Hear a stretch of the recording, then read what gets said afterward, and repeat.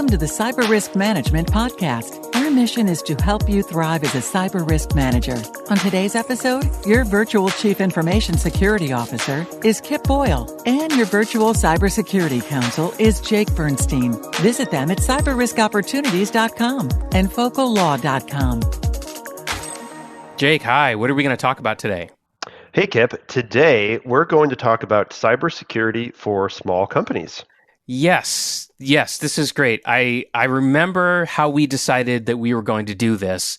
And just so everybody knows, we were recently working with one of our joint clients, which is a professional sports team, which quite frankly, we're thrilled to be working with them. But they've got a pretty big IT crew, and we are often talking to them about difficult cybersecurity problems.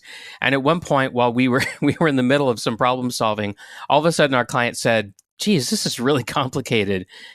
How would I do this if I was running a 50-person company? Like, how could I do cybersecurity right if I wasn't, if I was smaller?" And we were just like, "Wow, that's going to be a great podcast episode when we do that one." That's a great question. Super insightful. Yeah, it really is. And I think what's really important is that this topic not be given short shrift, because I think so much of the market focuses on big enterprise style clients and services that really target the enterprise, that I thought, hey, I know a company, Cyber Risk Opportunities, of which in your other life you are the CEO and the founder.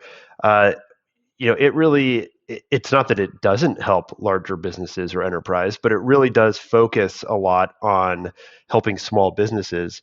And so today, let's interview you about how Cyber Risk Opportunities does just that. Yes, thank you. I think that's great. We've been studying how to help small businesses for years now, and we actually, I think, are doing a good job of helping them. And so I'm glad to get an opportunity to share what we've learned. Great. So let's do it. Yeah, and let's get clear on what exactly small business means, because I think terms like small and medium-sized business get tossed around an awful lot, and we don't really have good definitions. And since, as we've talked about, lawyers like to define terms, let's do that. So small businesses have fewer than 500 employees. However, as a group, they account for 99% of all business establishments in the U.S., which is kind of amazing. It is amazing because it's like the silent majority, right? It is. Based on just reading the headlines in the news and whatnot, I don't think most people realize this.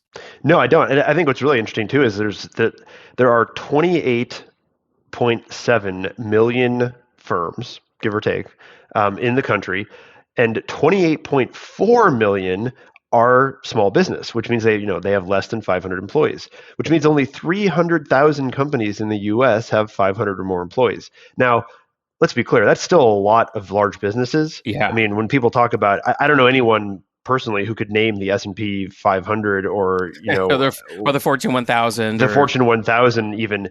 And so if you think about there are 300,000 companies in the US that have that, I mean, that's still a lot.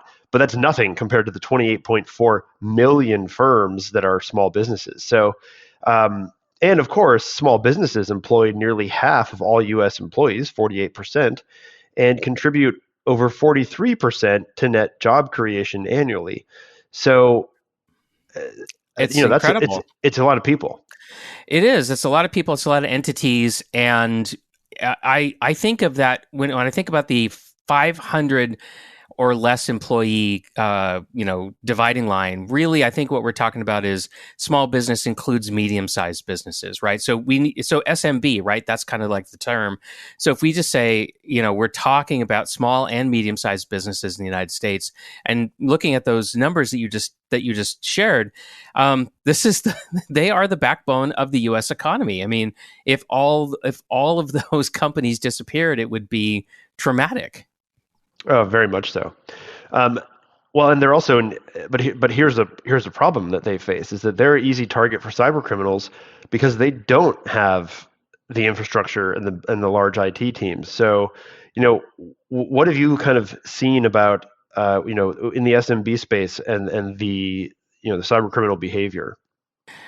Um, they are an easy target for cyber criminals, and I think later on in the episode we'll unpack that a little bit more. But I just want to say up front that it's true, and it really makes me angry. I know I'm kind of like laughing right now, but um, it's just not right that cyber criminals can steal from us with almost no risk of getting caught. And I think it's one thing for large companies to be exploited, and many of them are being exploited very badly, but they have kind of some heft and inertia, and their size just really keeps them from being taken out, right? To be made bankrupt. Even some of the most horrible incidents haven't actually put them out of business, but that's just not the case for smaller companies. For again, this backbone of our economy, and the fact that they can just be stolen from and put out of business in many cases with no risk of getting caught for the people who are doing this, just awful. The most recent ransomware attack, high profile ransomware attack, we heard all about Kaseya, right? This was a large IT software provider to managed service providers. And downstream from those two were a bunch of small, medium businesses. These were companies that were big enough to have IT needs, but not big enough to have full-time people on their staff to administer their technology. And so they outsourced it. And they just got their clocks cleaned. And I think it's really awful that happened. And the press is so focused on Kaseya that they don't seem to really be covering and naming and shining some light on the fact that really SMB companies are the ones that were really made to suffer. They're so outgunned. It's just like they're just laid bare. And I just don't think I don't think SMB senior decision makers really understand this. Cyber criminals have massive budgets. They have sophisticated tools. They can target anybody economically. It doesn't matter how big or how small you are. And I guess the other thing I'll just say at this point about why they're such an easy target is you've got SMB companies that are exposed just as much as large enterprises, but they only have a fraction of the resources to deal with it, right? They need time, they need money, technical skills, and I think maybe sometimes most importantly, sophisticated management approaches. I think it's really important, to realize those risk factors. And I think, a lot of people tend to think, oh, well, it's not going to happen to me, or they don't understand how easy it is for cyber criminals to exploit small businesses. Can you explain why it's so easy for cyber criminals to exploit small businesses? Yeah, absolutely. And it's counterintuitive is what I'm realizing when I work with senior decision makers in SMB. And I talk to them about what the risks are. And so in those conversations, I've kind of teased out something that I think is really important. These threats, they can't see them. They just, they're not tangible, right? These are things that are going on in the digital world. And so it seems to me that senior decision makers are thinking about this problem kind of the way they think about the IRS, the Internal Revenue Service, okay? So they know that if they don't pay their taxes, they know that if they don't keep clean books and so forth, that they could get in trouble with the IRS. But they kind of see the IRS as like this big, sprawling bureaucracy with a somewhat limited budget. And that requires them to focus on big companies because that's where they're going to get the most return for their efforts, right? So if I audit a giant enterprise, with the amount of resources that I'm going to spend to do that, I can only audit a small number of SMB, and the amount of money that I might be able to identify as being owed to the government, I'll probably identify more money with a big company if I audit them than if I audit a lot of little companies, right? And so these SMB senior decision makers, this is what they're thinking. They're going, well, I'm just too small to justify any effort on behalf of the IRS to scrutinize me, or nothing more than just the most cursory, look at me, right? And so if I just ignore a few of what of the things the IRS wants, or even if I ignore a lot of what they want, like as long as I kind of keep my head down, kind of do the basic, what needs to be done, then they're never going to really even know that I exist, and I'll be fine. And I think that's kind of true, right? I mean, if people are thinking about the IRS like that way, that's more or less true, I believe. But that's if they, but the problem is that they seem to be extending that thinking to cyber criminal gangs, right? And I can see it on the surface, right? Cyber criminal gangs, like they keep a low profile. You don't see them until you see them, so on and so on. But I think SMB leaders are saying to themselves, well, cyber criminals kind of work the same way as an IRS bureaucracy, right? They're slow, kind of ponderous, and they're predisposed to, only going after the largest enterprises because that's where the biggest payday is going to be, right? Break in once and you can steal a lot. But this is just not right thinking, because modern cyber criminals don't work that way at all. They don't have to pick and choose their targets. They actually have mastered the art and applied both technological and capitalistic approaches to finding SMBs and victimizing them. And it doesn't matter what size they are, and it doesn't matter what industry they are. And I think the best way for senior decision makers to think about it is, how Amazon uses technology very, very effectively to compete with Walmart, to almost terrorize Walmart. And that's how you need to think about cyber criminals, as these are competitors of yours and they are out to get you. And they are. And I think that's all really, really important. It's a mindset issue. It's a defensive mindset issue. So, I think, and really everything you just described is really, I mean, you could almost summarize it as, well, that won't happen to me. It's that feeling of invulnerability. I'm too small. I'm too insignificant. I don't have enough. I don't have enough, exactly. Which, there's actually a specific name for that: security by obscurity. I'm too obscure. I'm too obscure. I mean, that's not exactly what security by obscurity means, but it definitely fits the concept, which is, they won't find me. Yeah, I'm not on anybody's radar screen. And it's just not true. So what happens to a small or medium-sized business who actually gets exploited or successfully attacked, to use the normal kind of terminology? Yeah. Well, so if they get attacked, I mean, everyone's getting attacked all the time. You don't always know. I mean, unless you have a firewall and you're looking at your logs all the time, you don't see all the attacks, but they're happening all the time. Every second of the day, everyone's getting attacked. Sometimes the attacks are just very, very somewhat innocuous queries, right? And where criminals are just sort of inventorying the internet, trying to figure out who's out there and stuff all that information to a giant database.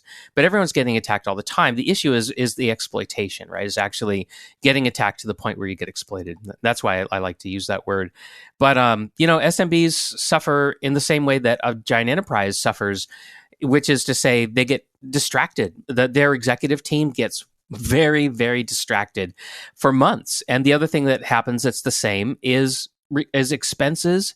The expense of recovery is tremendous, and unless they have adequate insurance and the insurance company, actually decides that it's a legit claim, they're going to get just hammered with expenses.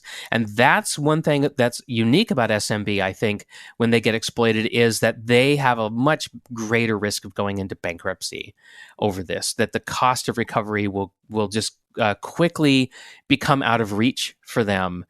And they can't recover at all. Or the other thing that happens, and I've seen this, is that the cost of recovery is tremendous. It's within their means, but the owners just don't have the heart to rebuild from scratch. They look at the wreckage of their company. They think about the tremendous amount of work that it's going to take to recover their reputation, to rebuild their customer lists, and they just don't have it in them. And so they just say, well, I'm just going to retire, or you know what, I'm just going to get a job somewhere else. This just doesn't make any sense anymore. And very little of this makes it into the national news because it just doesn't, individually it doesn't hurt the economy when that happens, it's absolutely devastating to the owners of these businesses, though. Well, and remember that in SM, that as we talked about, there can be up to 500 employees. So, that you're right on an individual level, you know, and One of 28.4 million disappears. business with 304 employees goes out of business after ransomware attack is not going to make the national news, although maybe it should. But the problem is that it happens. It's probably happening far more often than I we think. think it's the aggregate, right? If somebody would sit down and aggregate this, if they had the visibility to see just how many companies this was happening to on a regular basis, I think that's the story, is the aggregate. So, yeah. And some people just think, well, that's just sort of, capitalism, right? That's just, companies go out of business all the time, they're which is true, but whatever. It's not because of, I guess, let's think of it this way. If businesses were being physically robbed at the same rate that they are being cyber attacked, I think there would be a very different narrative around the country. People they just wouldn't stand for that, right? They just wouldn't. And they don't. Anytime somebody pulls out a weapon, a handgun, whether it's loaded or not, we don't even know, but you pull out a weapon and you hold people, for their money or whatever. It makes the news every time. Oh my gosh. National news, right? You can take somebody hostage in a small town anywhere in the country. And if that goes on for any length of time, you're going to have news crews just prowling around and it's going to become sensational. And you're right. The same thing. If I wield a digital gun and steal from somebody in silence, there's just no interest. Yeah, it's fascinating. So, okay, all of this is the case. What are their options? You're seeing this too, right? I'm sharing right now my perception on SMB. I know that, Jake, you don't work with SMB as much as I do, but does this all seem to be right to you? Well, I certainly get calls quite often about, business email compromise, small ransomware attacks, and, none of it, I'm not seeing news stories about it. So yeah, it absolutely kind of jives with what I'm seeing. Yeah.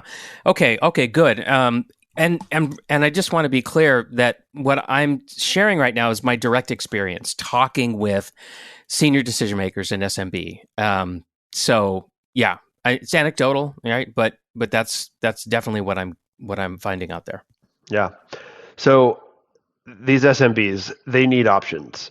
What are the four most common potential responses?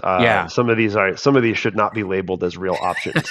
Yeah, well, we talked about this before, right? Over time, I've shared with you like the four common options that senior decision makers tend to choose from, and let me just share with you what they tend to choose from.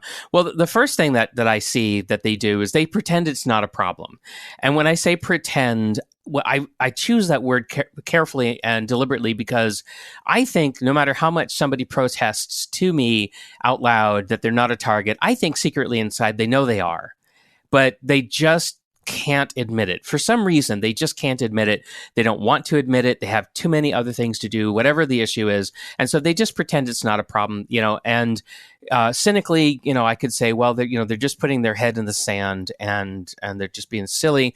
And, and I think I've said this to you before that when I talk to somebody about helping them with their cybersecurity and they just start acting like nothing bad is ever going to happen to them, I just think to myself, well, this is about as useful as me trying to sell life insurance to Zeus. So I think it's time for me to go. I agree. I think that's important for sure. So, okay, they can pretend it's not a problem. Option. Yeah. What's the second option? Is that they can admit that it is a problem, but they're just choosing to do nothing and hope for the best. And the reason why I think they do this is because in their minds they're imagining these long, sweaty lines at the airport to go through security to try to get to their gate, right? That's what they think security is, and who can blame them, right? That they've actually experienced that, and so they think sometimes that's true. It's often true, right? And they're just thinking, oh my gosh, if I try to do something about this, the cure is probably worse than the disease. Like my company would become so process bound and and dominated by administrative overhead and so forth, we'd never get anything done. So it doesn't make any sense. I know it's a problem, but it doesn't make any sense for me to do anything about it because I can't stand the idea that we're going to get crushed with security. So forget it. I'm just going to keep going and hope for the best. Okay, and your third option here, I think it oftentimes folds into the knowing it's a problem but not doing much, and this one is merely install an antivirus software package on their computers, oftentimes not even paying attention to the required updates. I think that does happen a lot, and we've talked about the you and I at least have talked about the so-called curse of knowledge of forgetting what it's like to not know what we know. And I think that's a really important thing to keep in mind, is that so many computer users just have the barest understanding of how their machines work, and there's nothing that's normal. But at the same time, it does mean that for I might I read this and I thought to myself, well, who wouldn't update it? But then I realized that even really kind of being aware that software requires regular updates is that's part of the knowledge base that we have. And so it's important to keep that in mind when we kind of, particularly for these SMBs that we've already established are unlikely to have sophisticated IT groups. Right. Yeah, that's right. And so they want to do something, right? And so this seems to be the answer. Just install an antivirus package, and they're looking for an easy button, right? I mean, God bless them. They want to do something, right? So they're doing something. They're kind of just going with the herd, right? Well, and I think too, senior decision makers at SMBs are tend to skew older, and we grew up at a time when really that's all you did need to do, and you were fine. Right? I mean, there was a time in history when that was okay. There was a time in history when you didn't need a password to get onto your computer, and nobody had a firewall either. So, I mean, I remember those times, and certainly that's not the case anymore. And so I think in part, their thinking is a little behind the time. And I think there's another thing going on here too, which is kind of a little bit of like, well, if I do get hacked, I can at least say I did this, right? This is what everybody does, right? And so there's a little bit of sort of like cover your ass here, right? Like, I'm going to put this on, and then if anything bad happens, I can at least point to it and say, well, I didn't do nothing, right? I did this. Everybody does this, right? Isn't this enough?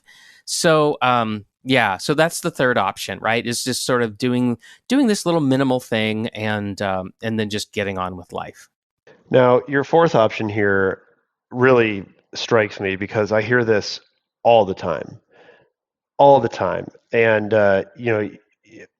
tell us what it is, and then I'll comment. Okay, so the fourth common option that I see SMBs choosing to deal with the threat of being exploited by cyber attack is they actually contract with an IT specialist, and it could be a managed service provider, or I don't know, maybe it's just somebody that they hire part-time or whatever, but they find somebody who's good at IT and they say, handle it. And they just walk away, handle it, and they just get back to their jobs. They've delegated it, they abdicated it, and they're just like it's done, it's dealt with. It's the IT guy.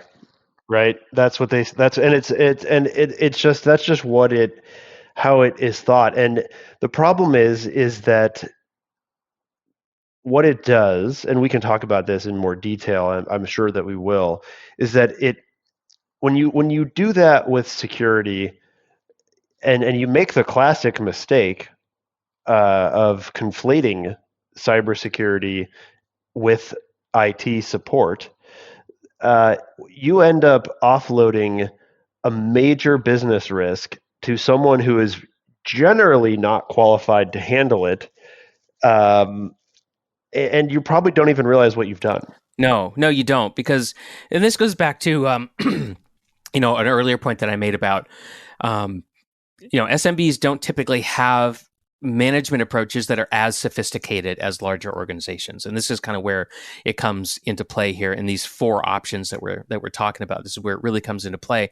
So if you just take cybersecurity and the cyber attacks and just say, well, it has the word cyber in it, so it's just a technology problem, and then you hand it off to them, it just is not very effective, and we can see it. There's data, abundant amounts of data that shows that that this approach just does not work. And one of the reasons, God bless them, it's not really the IT person's fault, because they don't really get set up for success to do this. And what I mean by that is, for example, if the printer doesn't work, then who gets yelled at? The IT person. If the website's down, the IT person gets yelled at, right? And so what they're really attuned for is availability. That's really what IT people pay attention the most to.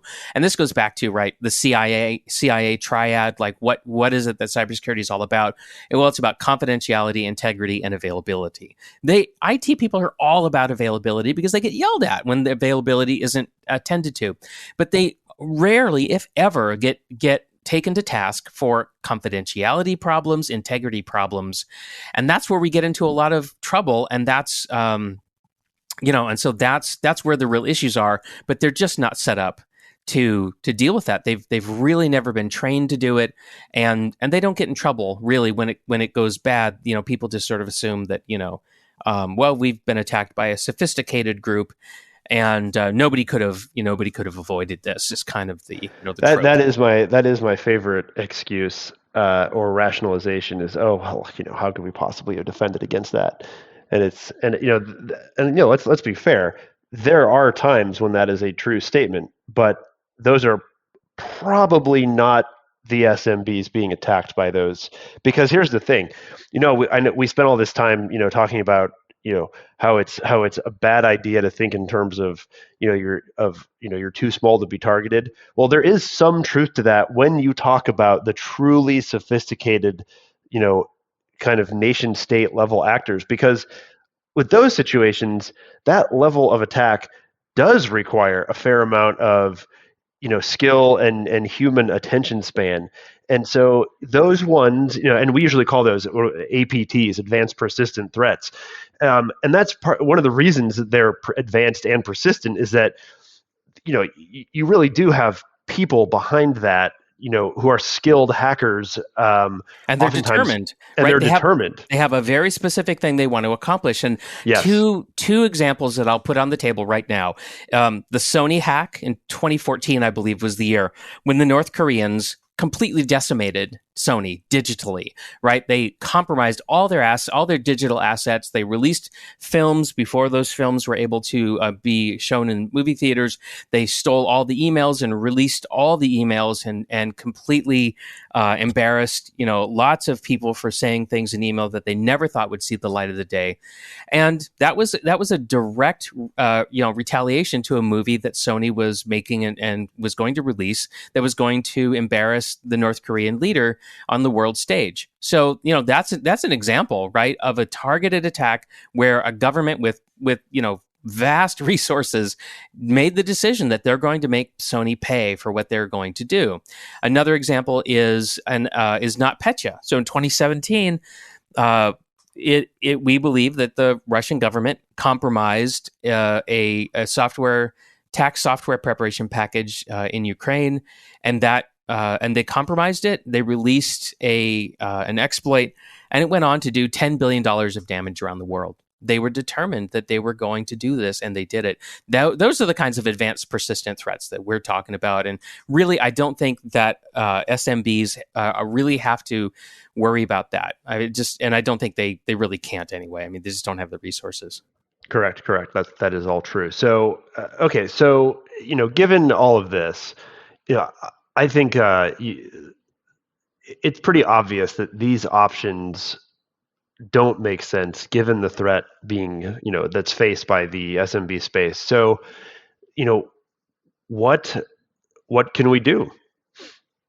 What should be done? Yeah. Well, so obviously those four don't make sense. I absolutely agree. And so through talking with SMBs and then finding the ones that want to do something but don't know what to do, who want to do something really effective but don't want the long sweaty lines at the airport type of an experience, we've come up with something that that is really working. And so let's talk about the goal. What should be the SMB's goal here? All right. Well, what we figured out is that they shouldn't be thinking about perfect security, right? Because that leads to visions of those long, sweaty lines at the airport. And they shouldn't be focused on achieving world-class security, because that sort of invokes visions of large payments, right? Like a tap on their checking account that's going to open and never shut off, right? So that's wildly expensive. I don't think those are the goals. I think the goal is to become a difficult target, and that's a much more achievable goal, right? Just become a more difficult target. Just get above the fray. There's so many different ways to think about this. You can just say, well, when I park my car in a lot and I'm gonna commute, I'm just gonna put a club on my steering wheel. Not because the club is perfect, but because it's a very visible signal to criminals. Like, don't, just go steal an easier car to steal, right? Because time is not on their side. So that's just like a visible signal that you really don't want to steal this car. Go get another one. You've made yourself a more difficult target. You can think about it in terms of floods, right? If you can just build your house a little bit higher than where the flood is probably going to happen, when it happens, then you're going to be able to avoid the flood, right? So you just want to become a more difficult target, and I think that's really what SMBs need to focus on. Well, and in a way, it's the old kind of semi joke that you don't need to run faster than the bear; you just need to run faster than the other person being chased. Yeah, absolutely. I mean, that is a kind of a hackneyed little joke, but I think there's a ring of truth to it. Absolutely. Yeah. Okay, so there are a lot of risks to manage across their business. They don't have enough resources to manage them all, especially all of this strange cyber stuff, which may seem out of reach. Tell us the better way. Tell us illuminate. Yeah. So this is what we found just by going into the market and helping people. We've found a way to help them become a more difficult target, and to do it in a way that's business savvy. And I think that's so important. It has to be business savvy. We cannot bind them by putting their feet in concrete, right? So this approach that we've come up with, it's a 3-step process, and we call it a cyber risk management action plan. That's what comes out from these 3 steps that we follow, is an action plan designed to reduce cyber risk. So it's 3 steps. Let me tell you what the 3 steps are. So the first step is, what are your top cyber risks? How can we identify what they are? The second step is, okay, now that we know what your top cyber risks are, we're going to bring in our expertise, and we're going to figure out how to mitigate those risks. And when we do that, what we're doing is we're looking at who you are as a company, your unique business model. Then we're pairing that with what we know works from experience, practically what works. So we have a little catalog of things that we know that work, that deliver lots of business value when you use them, right? So these are dollars very well spent. We're also keeping an eye on the criminals, right? Because as I write about in my book, Fire Doesn't Innovate, they're always figuring out new ways to attack us. And that means we have to defend ourselves differently over time.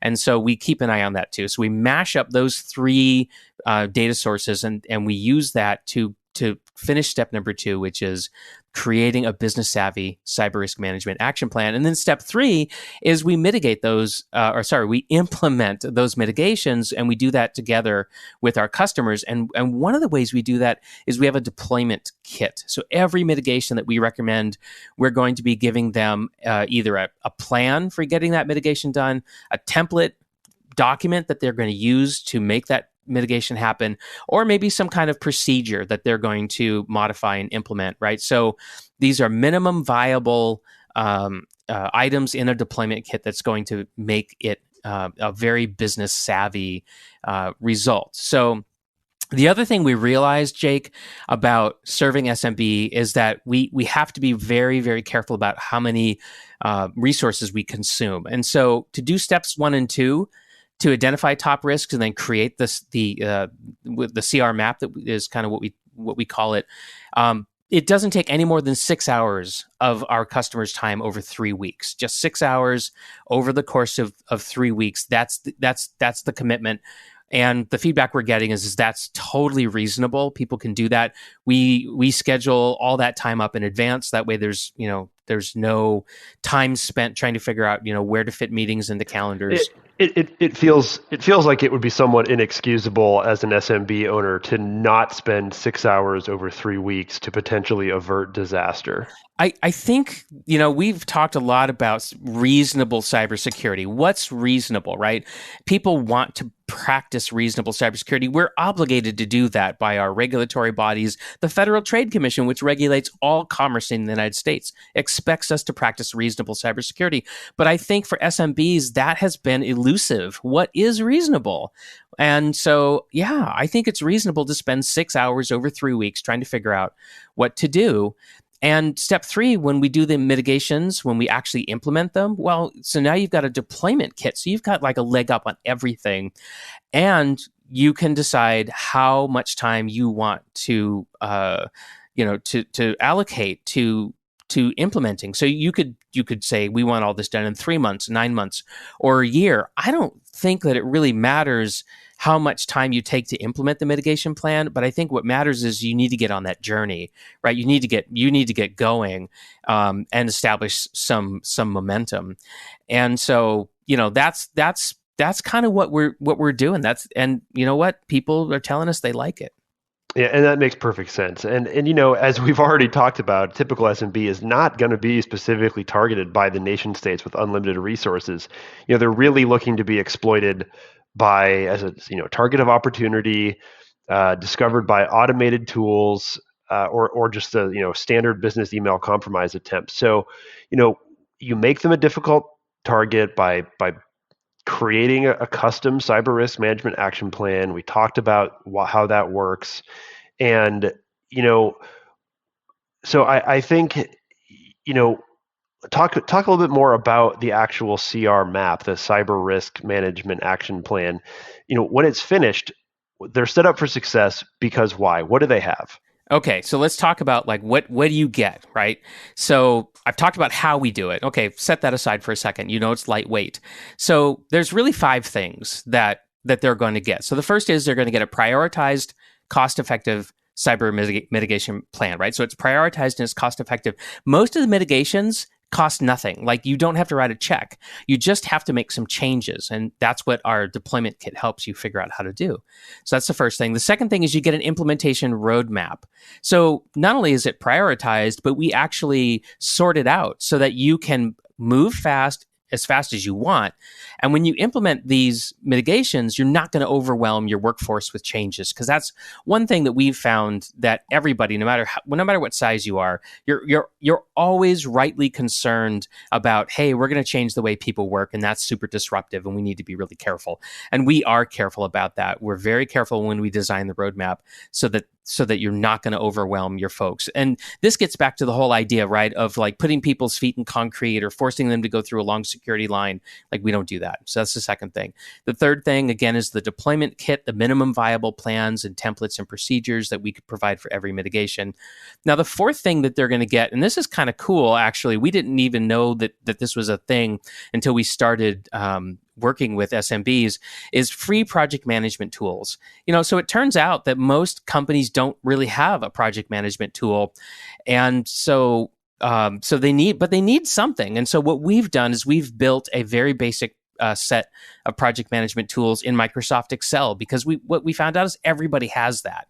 So we just said, great, we're gonna build some project management tools in there, and when we're done making them a CR map, we're just going to give them a spreadsheet with these tools, and all their data is already going to be entered in there. So there's no data entry burden at all. And then the fifth thing that they're going to get is we're going to help them implement. So a CRO technician is going to be assigned to actually help them do the implementation of the more challenging mitigations. A lot of them are not that challenging. You just have to do them. But we actually will help with the mitigations, the actual implementation. So all they have to do is just set a deadline and say, okay, and get to work. And of course, you'll be right there beside them, as much or as little as they want. I've seen the prices. It's very affordable. It does vary somewhat based on size and sophistication. We are talking about less than 500 people, but there's a big difference between a 5 or 6 person company and a 457 person company. Yeah, absolutely. And we can serve all of them, actually. We have versions of a cyber risk management action plan that is scalable and suitable. And we've helped companies as little as 5 or 6 people, and we've done it affordably. I've actually sat down and deliberately designed the pricing so that it would be affordable and then it would move the needle. So we have a whole range that we can help. And all of this is being done and available for SMB today, correct? Yep. Yeah, absolutely. And we actually have, we've asked for our customers, like, well, if you're happy with this, will you even write us a testimonial? And my gosh, we've got a whole stack of them. I mean, people who actually said, this is so good that here's my name, here's my company name, and here's a little blurb about what we liked about it, and you can share that with people. You don't even have to ask us in advance. And I think that's really striking because we're talking about people's digital dirty secrets here, and they're so happy that they just don't even worry about, like, gosh, I wonder if we're going to get some negative attention. So, I mean, I couldn't be happier. Yeah, for sure. So, okay. Any final words? I think this is your opportunity here to really be very, very clear about cyber risk opportunities and to the extent we have SMB listeners, let's put it out there. Okay, yeah. So, look, here's the bottom line. This is kind of my elevator pitch. Every business is a target, right? So for sophisticated cyber criminals, even small, medium-sized businesses. And so what we do is we work with you to build a business-savvy cyber risk mitigation plan. When you have that, it frees you to move the needle on your business, and while at the same time, you're letting cyber criminals know that they need to move on to a softer target. So that's the value prop. Excellent. Well, today that wraps up this episode of the Cyber Risk Management Podcast. I don't do this very often, so it took me a second to remember how to wrap up an episode. Today we talked about cybersecurity for small companies, and we will see you next time. Yeah, right. Okay, cool. See you next time, everybody. Thanks for joining us today on the Cyber Risk Management Podcast. Remember that cyber risk management is a team sport, so include your senior decision makers, legal department, HR, and IT for full effectiveness. So, if you want to manage cyber as the dynamic business risk it has become, we can help. Find out more by visiting us at cyberriskopportunities.com and focallaw.com. Thanks for tuning in. See you next time.